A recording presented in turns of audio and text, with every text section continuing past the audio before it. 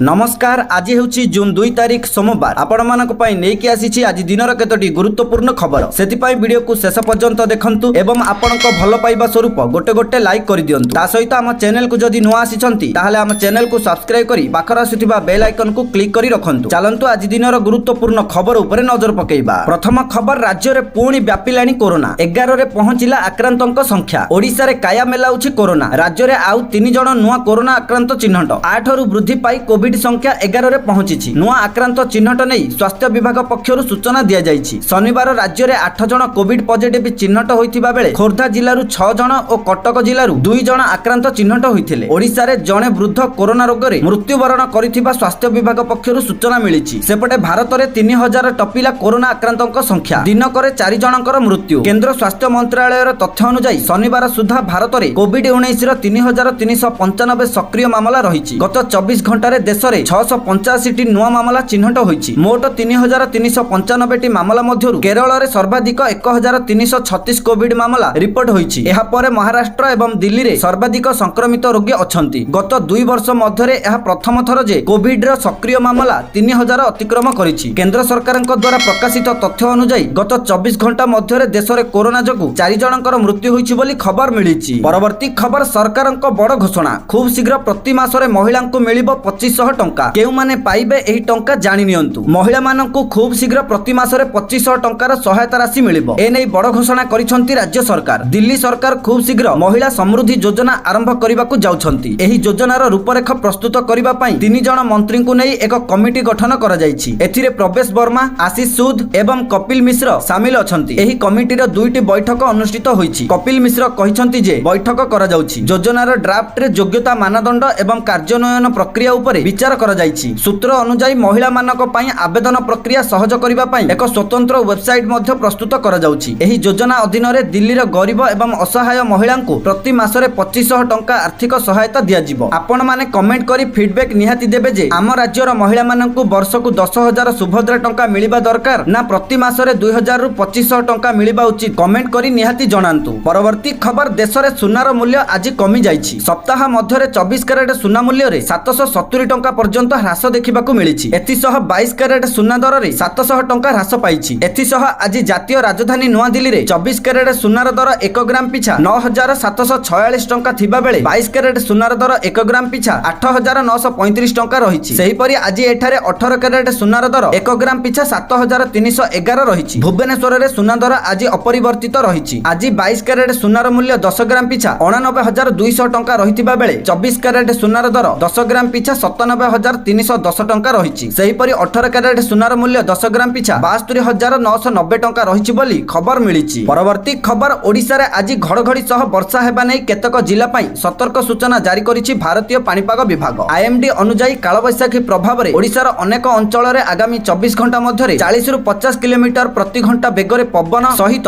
वज्रपात एवं वर्षा हेबार संभावना रहिछि। एथि पई येलो अलर्ट मध्ये जारी करा जाइछि। आईएमडी सूचना देइछि जे आज ओडिसा रो केतेक स्थान रे हालुकारू मध्यम धरणर वर्षा किंबा वज्रपात हेबार संभावना रहिछि। एथि पई नवरंगपुर, कोरापुट, रायगड़ा, मालकानगिरी, मयूरभंज, केन्दुझर, सुंदरगढ़ रे गोटिए किंबा 2टी स्थान रे 40 रु 50 किलोमीटर प्रति घंटा बेगरे पवन सहित वज्रपात एवं प्रबल वर्षा हेबार संभावना रहिछि। तेणु ए सब जिल्ला को येलो अलर्ट जारी करा जाइछि। सेहि परि बालेश्वर, भद्रक, जाजपुर, जगतसिंहपुर, कटक, केन्द्रापड़ा, झारसुगुड़ा, बरगड़, संबलपुर, देवगढ़, अनुगुल, ढेंकानाल, पुरी, खोर्धा, नयागढ़, गंजाम, गजपति, सोनपुर, बौद्ध, नुआपड़ा, बलांगीर, कलाहांडी, कंधमाल रे गोटिए किंबा 2टी स्थान रे 30 रु 40 किलोमीटर घंटा प्रति पवनर बेग रहिबो। ता सहित वज्रपात संभावना रहिछि बोली खबर मिलिछि। परवर्ती खबर, खूब शीघ्र यूपीआई एवं एटीएम रु सीधा सड़क टंका उठाई परिबे ईपीएफओ उपभोक्ता। कर्मचारी भविष्य निधि पांठी संगठन ईपीएफओ ए नै जोरदार प्रस्तुति चलाइछि। गणमाध्यम रिपोर्ट अनुसार ईपीएफओ 3.0 रो व्यवस्था अनुसार कर्मचारी को खूब शीघ्र एटीएम एवं यूपीआई रु सीधा सड़क पीएफ टंका उठाइबार सुविधा मिलिबो। ईपीएफओ 3.0 अधीन रे पीएफ खाताधारी को उठाण कार्ड प्रदान करा जिवो। एहा संपूर्ण रूपे बैंक एटीएम कार्ड भଳି रहिबो। नुआ सुविधा अनुसार एक निर्धारित राशि धार्य करा जिवो जाहाको उठाण करा जाई पारिबो। एहा द्वारा कर्मचारी आपात काल रे तत्काल टंका उठाई पारिबे। एहा सहित अवसर परे मध्य पर्याप्त राशि अकाउंट रे सुनिश्चित रहिबो बोली खबर मिलिछि। परवर्ती खबर, कमिला एलपीजी सिलिंडर रो मूल्य। जून मास अनेक बड़ परिवर्तन सहित आरंभ होईछि। गोटिए पटे तैल विपणन कंपनी गुड़िक एलपीजी सिलिंडर रो मूल्य ह्रास करिथिबा बेले विमान यात्री मानक पई एक आश्वस्ति खबर मध्य आसीछि। एयर ଟର୍ବାଇନ୍ ଇନ୍ଧନ ଅର୍ଥାତ୍ ଏଟିଏଫ୍ ର ମୂଲ୍ୟ ମଧ୍ୟ ହ୍ରାସ କରାଯାଇଛି। ତୈଳ ବିପଣନ କମ୍ପାନୀ ଗୁଡ଼ିକ ପ୍ରଥମ ତାରିଖରୁ 19 କିଲୋଗ୍ରାମ ବାଣିଜ୍ୟିକ ଏଲପିଜି ଗ୍ୟାସ୍ ସିଲିଣ୍ଡରର ମୂଲ୍ୟ ହ୍ରାସ କରିଛନ୍ତି। ଏଥର ଏହି ସିଲିଣ୍ଡରର ମୂଲ୍ୟ 24 ଟଙ୍କା ହ୍ରାସ ପାଇଛି। ସଦ୍ୟତମ ପରିବର୍ତ୍ତନ ପରେ ଦିଲ୍ଲୀରେ 19 କିଲୋ ବାଣିଜ୍ୟିକ ଏଲପିଜି ସିଲିଣ୍ଡରର ମୂଲ୍ୟ 1723 ଟଙ୍କା 50 ପଇସାକୁ ହ୍ରାସ ପାଇଛି, ଯାହା ପୂର୍ବରୁ 1747 ଟଙ୍କା 50 ପଇସାରେ ଉପଲବ୍ଧ ଥିଲା। ଓଡ଼ିଶାରେ ମଧ୍ୟ ସମାନ ଦର ହ୍ରାସ ପାଇଛି। ଏହି ହ୍ରାସ ହୋଟେଲ, ରେଷ୍ଟୁରାଣ୍ଟ, ଢାବା ଏବଂ ଅନ୍ୟାନ୍ୟ ବାଣିଜ୍ୟିକ ପ୍ରତିଷ୍ଠାନ ପାଇଁ ଏକ ଆଶ୍ୱସ୍ତି ଦେବ। ଅନ୍ୟପକ୍ଷରେ କମ୍ପାନୀଗୁଡ଼ିକ